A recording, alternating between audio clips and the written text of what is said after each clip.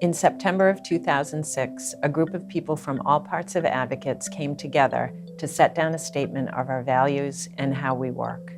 The group included people who receive Advocate services as well as those who provide them. We had two main goals.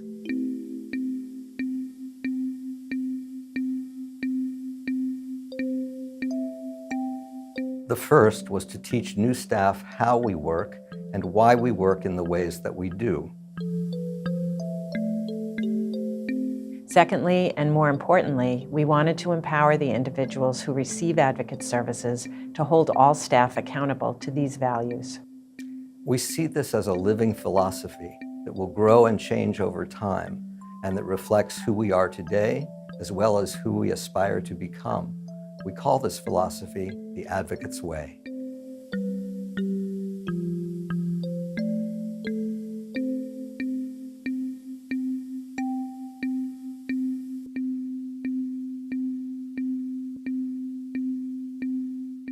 At Advocates, our work is based on our relationships with the people we support, their families, others with whom we interact, and with each other.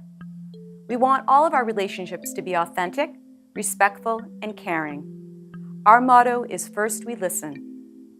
We start by listening as deeply with as much empathy as we can to understand the person from their own point of view and in a way that honors the person's culture, values, and preferences. We appreciate the person's strengths, hopes, and validity of their lived experience. When we provide services to people who have often not been listened to or respected in the past, we try especially hard to treat the person exactly as the person wants to be treated.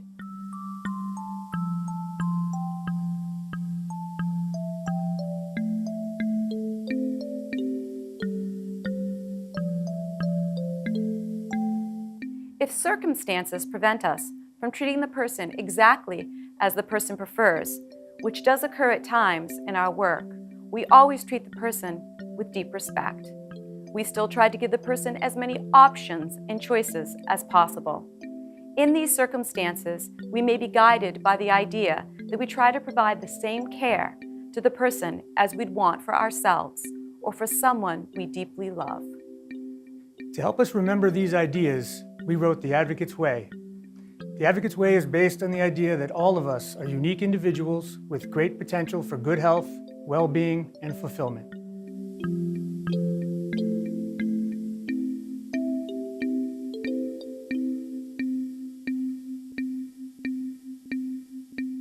Pretty much all of us have had to overcome challenges to have a life we want. But people with developmental, mental health, or physical challenges can also face especially hard barriers. These can be physical barriers, like not having curb cuts, or emotional barriers, such as prejudice, discrimination, and oppression.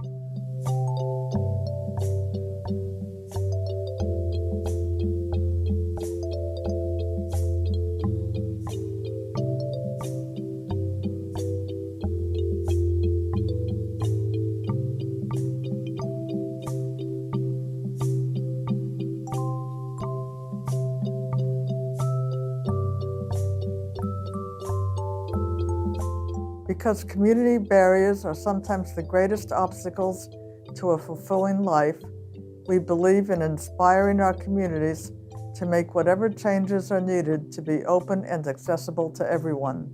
Even if a person faces challenges, and even if the person has had these challenges a long time, we believe that every person is capable of change, growth, and a good life. Everyone needs the right supports, a respect for their rights, and a chance to contribute their own efforts.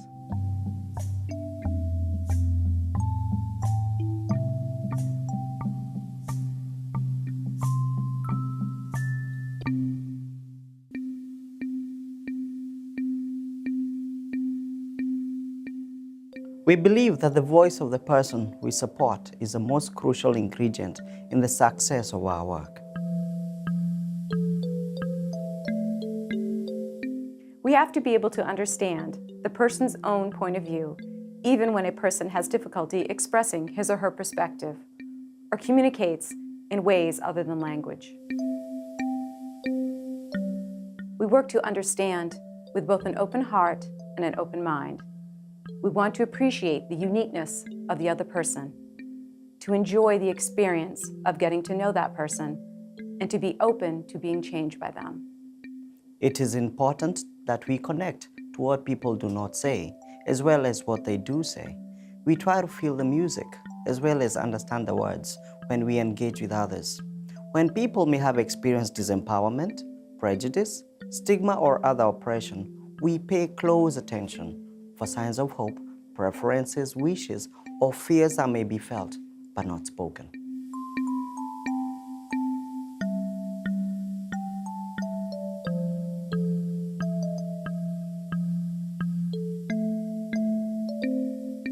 Our role is to engage with people actively and attentively. We want to include the people we support when we design new programs and when we review our work.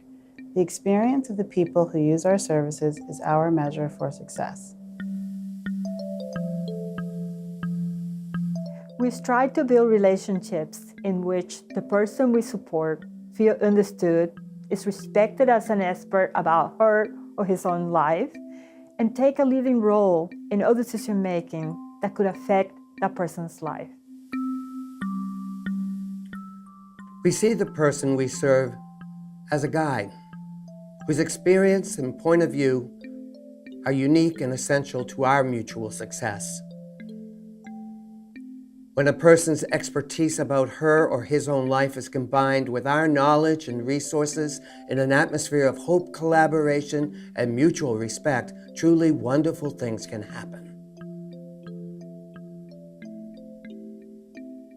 We encourage and support people to take charge of their own lives. We do this even when a person's choices involve an element of risk that may cause us concern. We believe that all experiences, successes, and challenges alike can result in growth, learning, and change. When we get to know a person, we focus on the person's many strengths, relationships, talents, accomplishments, skills, and other abilities. We also recognize the potential a person has for living a life of his or her own choice. By doing so, we try not to allow our own ideas to limit the potential of the people we support. Every interaction is an opportunity of respect. It is essential that every member of our advocates community communicates our commitment to partnership with the people we support, their guardians if they have one, their friends and family. We want to express the utmost respect for all the people we meet in every time and in every place. It is the obligation of all who belong to our community to be thoughtful and careful in how we act and how we speak, to show respect for the person we support, and to pay attention to the person's preferences whenever possible. Partnership also implies openness, warmth, flexibility, and friendliness. We want to help people grow and to realize their dreams. People often feel they can grow if they feel encouragement and acceptance. When people feel safe enough to take risks, they can learn from their mistakes and try new things. We want to encourage people to speak out and say what's important to them. We want to treat each other with the same open-mindedness and open-heartedness that we extend to the people we support. Similarly, we strive to listen deeply to each other and to find ways of partnering and collaborating based on mutual respect. We extend the same respect and collaborative spirit to the communities in which we live and work. All members of the human family want to lead meaningful and fulfilling lives. We all want to develop our best qualities. We all want the good experiences of loving, working, and playing. When we support a person, we always want to recognize and celebrate each person's abilities. These could include the person's ability to love and work, or their courage and determination. Other good qualities could include the person's compassion, generosity, and integrity, among many others. We want to encourage the people we support and each other to enjoy the good things available in life, including work, friendship, romance, laughter, and joy.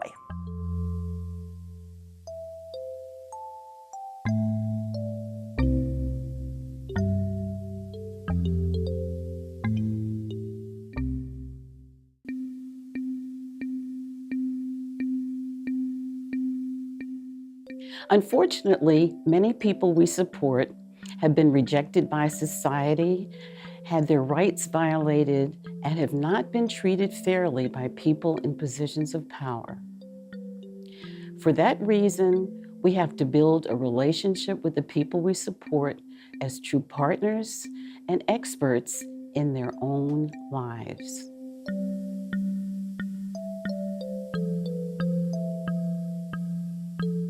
We believe that all of us who provide advocate services must approach our work with a profound sense of compassion and always remember how limited our knowledge may be.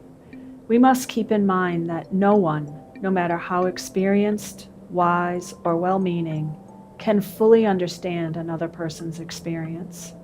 We must recognize that the best understanding is gained through empathy, which means trying to know what it actually feels like to be that other person.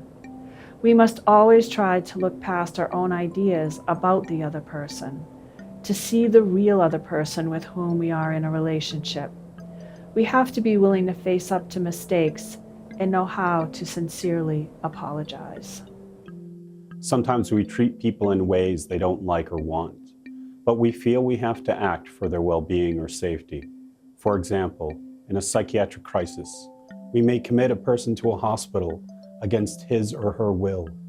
Or we may support a person under guardianship who is forced to take medications that they don't want to take. Or we may place a person in housing, not of her or his own choosing.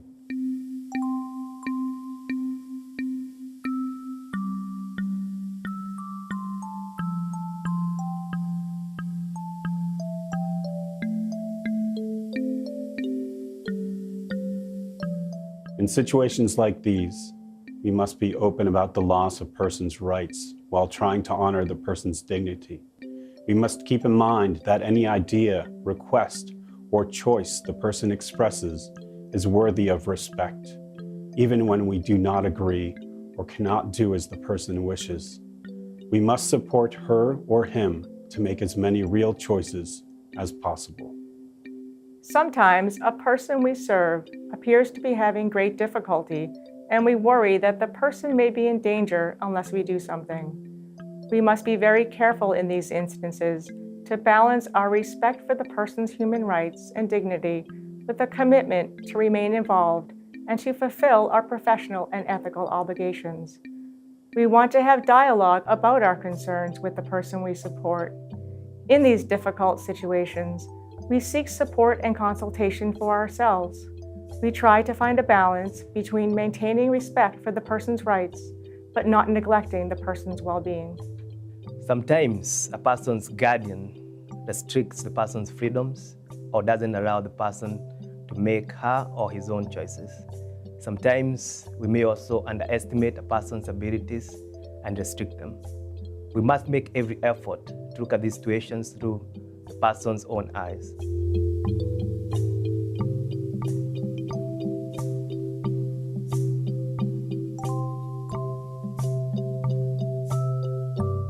It is crucial that we be as honest and as clear as possible that in these situations, staff members, guardians, and other authorities have much more power than the person receiving support.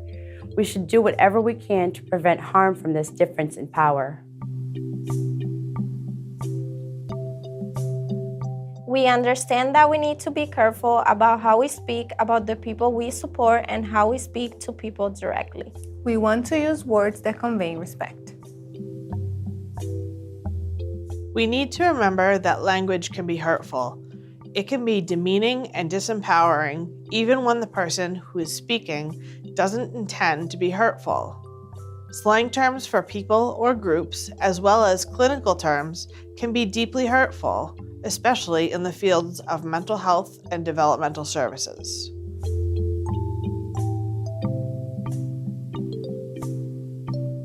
We do not speak about individuals as if they were defined by their condition or diagnosis. We use person-first language. This means that we speak of a person with schizophrenia, or a person with developmental challenges, or a person with substance use issues, for example. In the same spirit, we believe that every person, whether a person receiving services, a staff person, a family member, or a member of the community, should be treated with respect and dignity. We reject racist slurs or other terms or actions used to demean or devalue anyone on the basis of a person's race, gender, sexual orientation, appearance, ethnicity, religious beliefs, disability, or personal characteristics or qualities.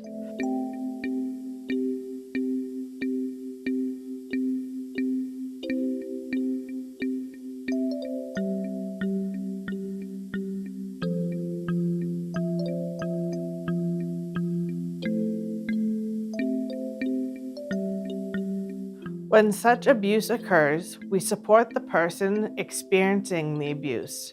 We also make every effort to help the person who is behaving abusively to understand the importance of mutual respect in our community. We appreciate that everybody is a complicated person with hopes and dreams. When a person is facing a challenge, we try to understand his or her situation from at least 4 points of view. First, we think about a person from a social, cultural point of view. This means we think about that person and all the important relationships that the person is in. It also includes the person's culture and the community the person lives in. We also think about relationships with family members, friends, supports, and other community members. Often, when a person is having problems, it can be helpful to think about what's going on in these relationships. Sometimes this helps us understand the problem, like if a person is in an abusive relationship or is experiencing stigma or other oppression. Sometimes thinking about relationships helps us understand what would be most helpful. When this is the case, the person may need support and advocacy to deal with these problems. The second way of looking at people involves a biological point of view. This means thinking about how a person's body and health might be involved in the current problem. Sometimes human problems can be at least partially understood as biological, for which medical treatments and lifestyle changes are sometimes helpful options.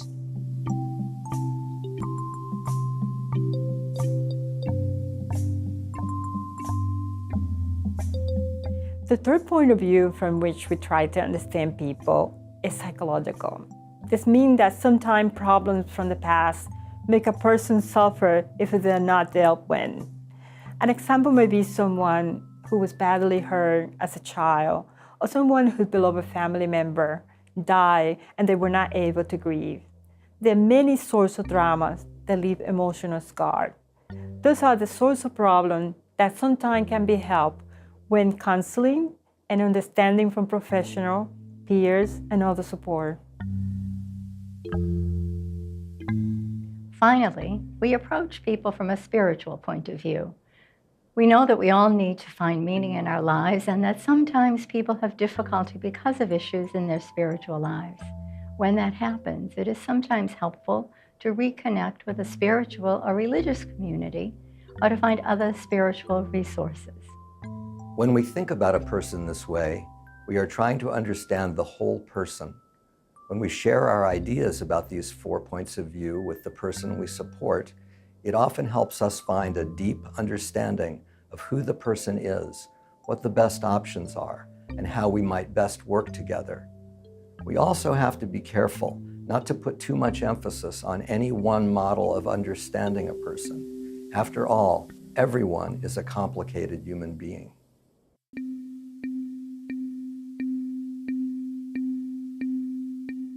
Realistically, we know that we often fail to live up to this Advocate's Way philosophy.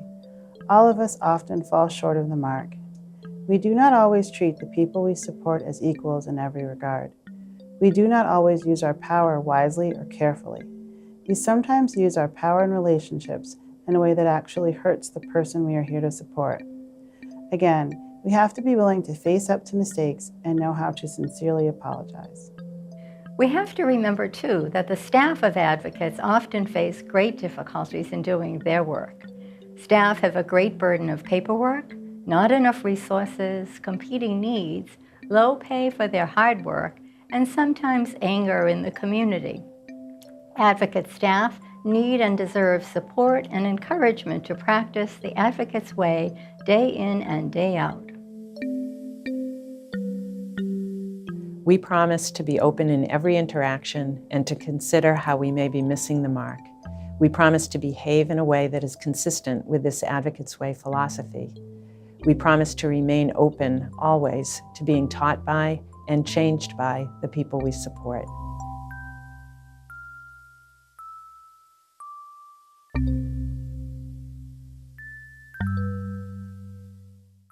It is our great hope that this Advocate's Way philosophy will grow and change as Advocates grows and changes.